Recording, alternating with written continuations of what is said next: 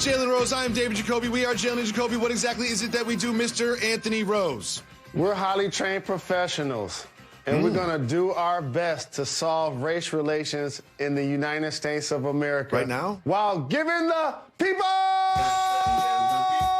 what they want. Well, you know, I like low expectations. You set the bar pretty high there. But as everyone watching this knows, there was an intersection between sports and politics that is undeniable that occurred yesterday. As the NBA players took the floor to play their games, they all took knees here in the Pistons and Bucks game, also in the Celtics and Heat game, and in others, obviously recognizing what happened at our nation's capital yesterday. After the games, some prominent figures were in front of microphones to discuss it. Let's listen to them. You know, it basically proves the point about a privileged life, you know, in a lot of ways. You know, I'll say it because I don't think a lot of people want to. Could you imagine today if those were all Black people storming the Capitol and what would have happened? In one America, you get killed by sleeping in your car, selling cigarettes, or playing in your backyard. And in another America, you get to storm the Capitol and no tear gas, no massive arrests. Jalen, those are some powerful words from some people in your NBA fraternity. How did it feel watching the events, not just in Washington, D.C. play out, but around the NBA world as well?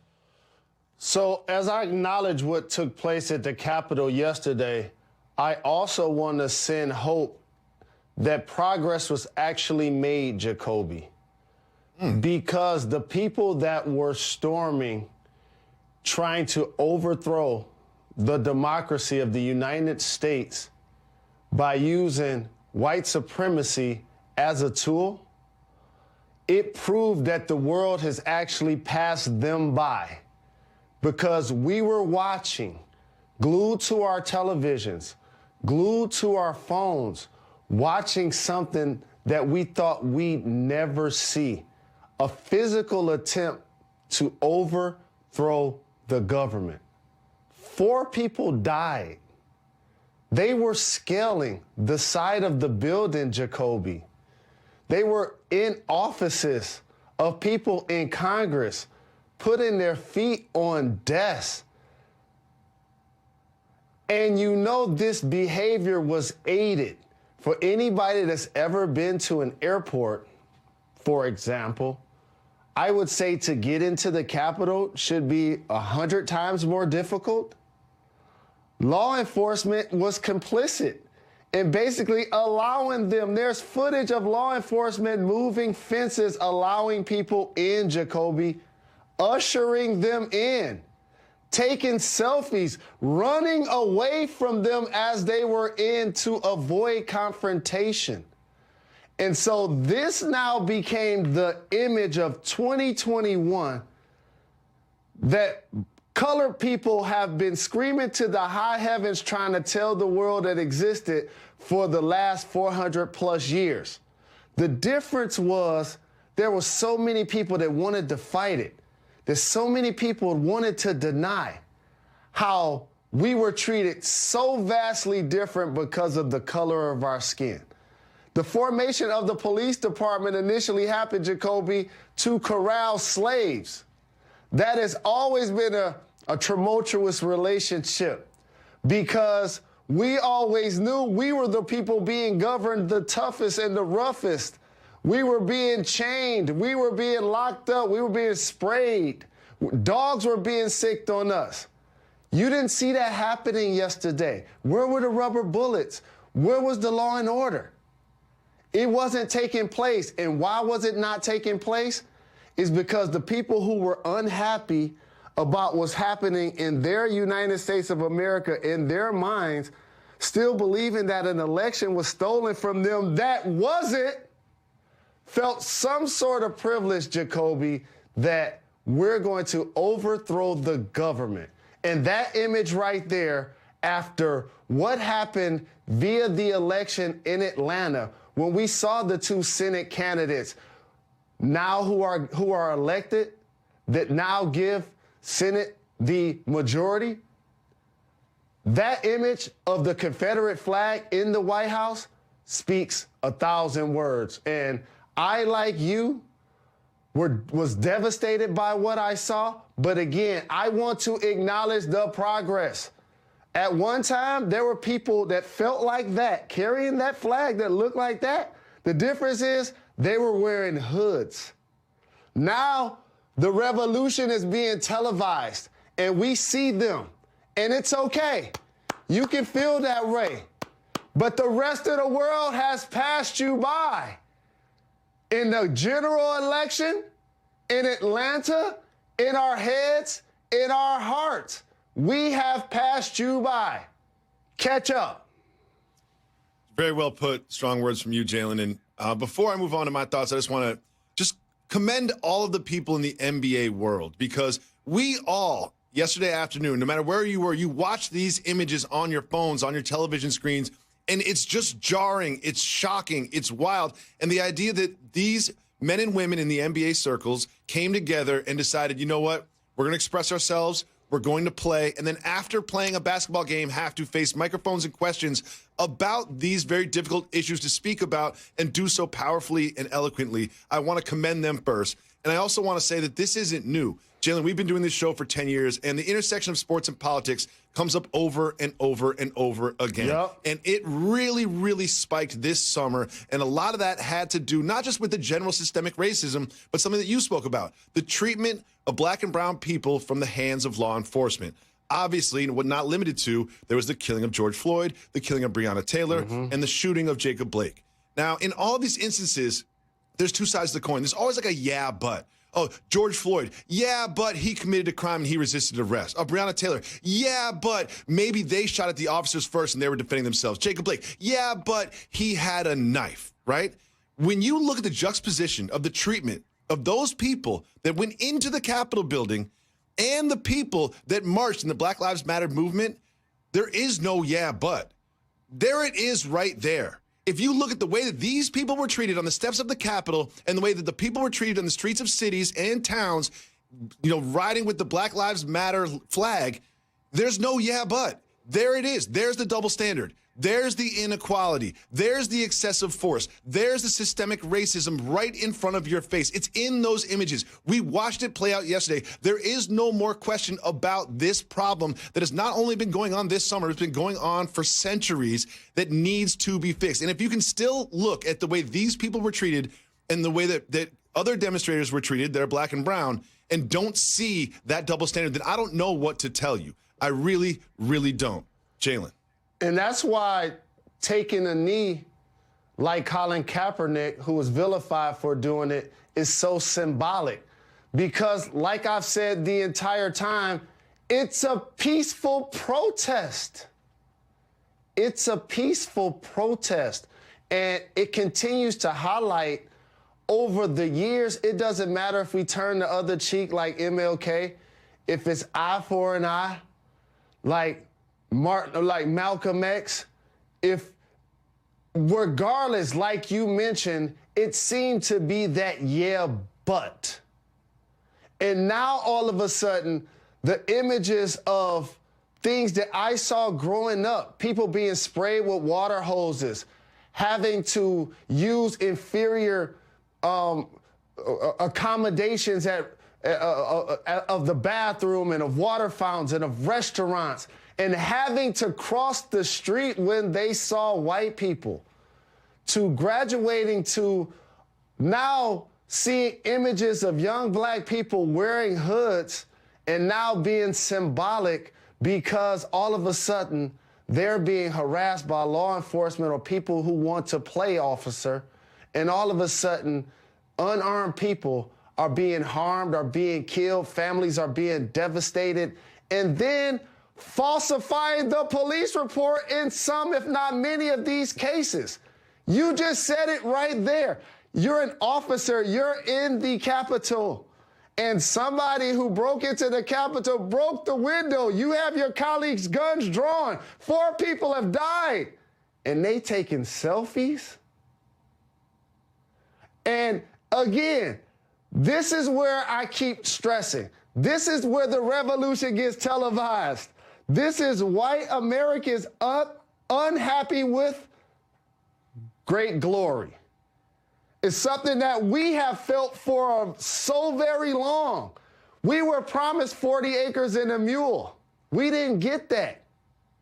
We didn't get that. And so I just hope now, while there is going to be policy change, I hope, and I do want student debt to be forgiven. I do want the education dynamics of suburban and urban to be even. I do want safe policing. And as much as I want all of those policy changes, Jacoby, the other thing I really want for people of color is some legitimate form of reparations. I think that would be the game-changing thing that the United States of America can do for people that look like me to help build this country on our backs for free. That would then really propel the dynamics in our society and show us that the America that we love and are taxpaying citizens of really value us in some way. I also think it's important to note that the acknowledgement of the electoral votes for President-elect Biden that they tried to disrupt, that they did disrupt, did end up happening and was confirmed, and democracy will move on, hopefully, peacefully. We will also move on. We've got lots of NBA action, NFL action to get you ready for. We'll be back right after this.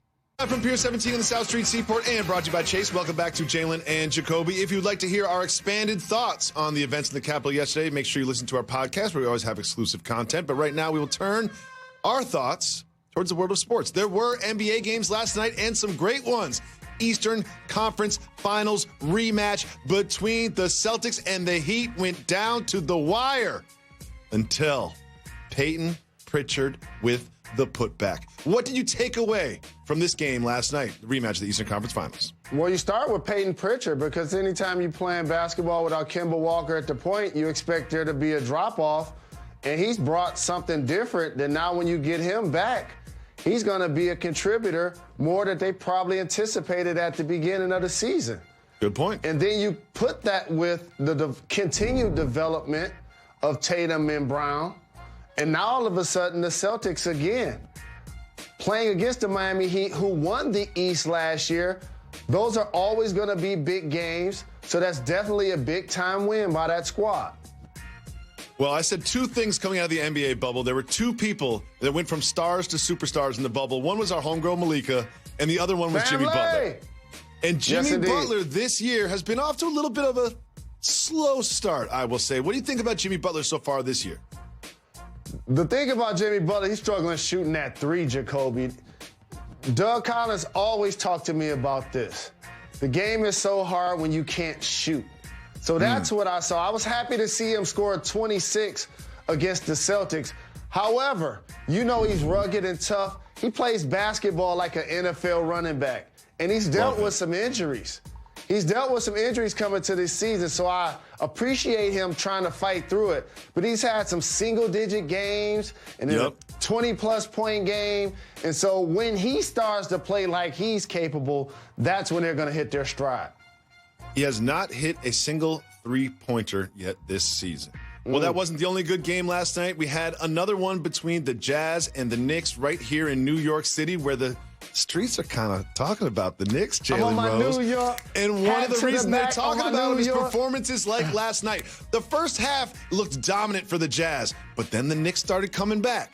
Julius Randle came on in the second half, and that man right there, Austin Rivers, he took over. He took over. At the fourth quarter, he hit 3 threes and got another bucket, 11 points in the last few minutes of the game. Jalen, I have a simple question for you. Are the Knicks for real? Shout to Tom Thibodeau, who's doing an amazing job getting effort, playing big minutes to Julius Randle and R.J. Barrett and getting great productivity. And then you have Austin Rivers coming in as one of my favorite irrational confidence, heat check type players. And then all of a sudden he could get you double-figure points in one quarter in a win against a great defensive team in the Jazz without Obi Toppin. But you know what makes me happiest about this?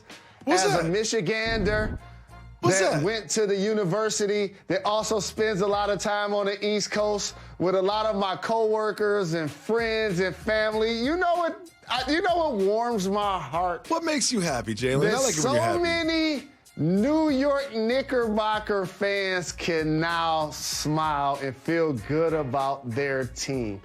I forget so many times how many of you guys actually exist when the Yankees and the Knicks are bad.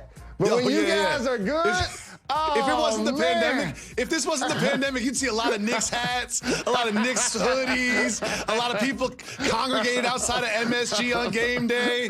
But the pandemic won't even let us have this 3 weeks of success to celebrate. Jalen, that's what happened in the NBA last night. But now it is time to turn our attention to one of the most fun sports weekends of the year, and that is the Wild Card Super Weekend. Look at all these games that we have to get you ready for, and the one that I'm keyed on, my favorite matchup of them all, just happens to be on ABC, and that is at 1 p.m. on Sunday between the Titans and the Ravens. These two teams have a history. What are you keying on for this matchup? Physical. They want to get physical. The Ravens want to run it.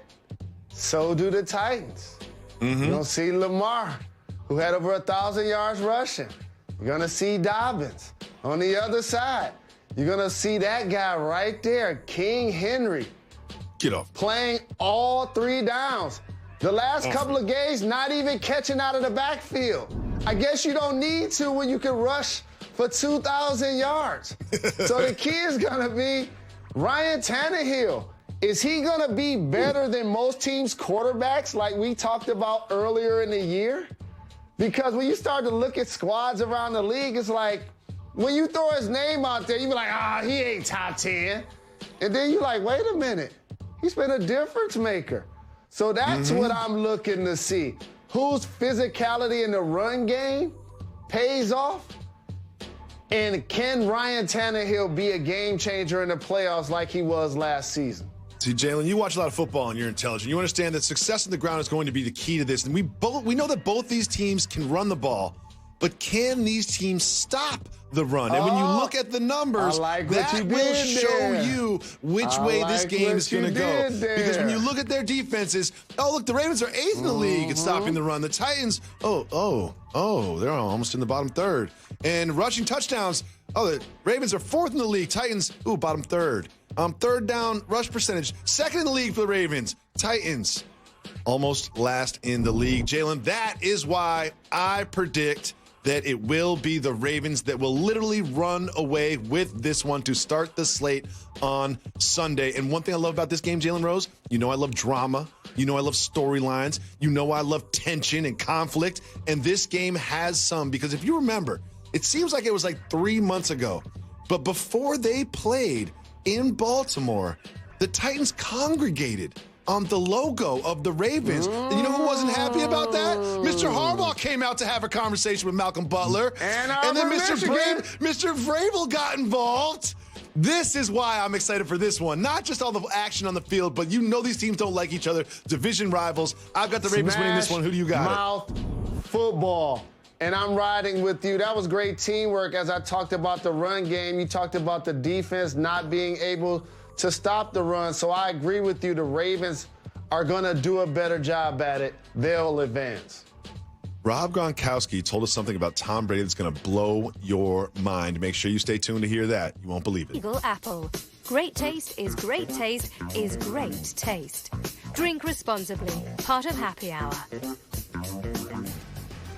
Loved watching Clippers Warriors last night, and there is the sequel tomorrow night, 10 p.m. on ESPN, Clippers Warriors. And guess what? Sunday at 1 p.m., we have the highlight of the wild card weekend, Ravens Titans on ABC and ESPN. And then Monday, 8 p.m., the college football playoff national championship game between Alabama and Ohio State.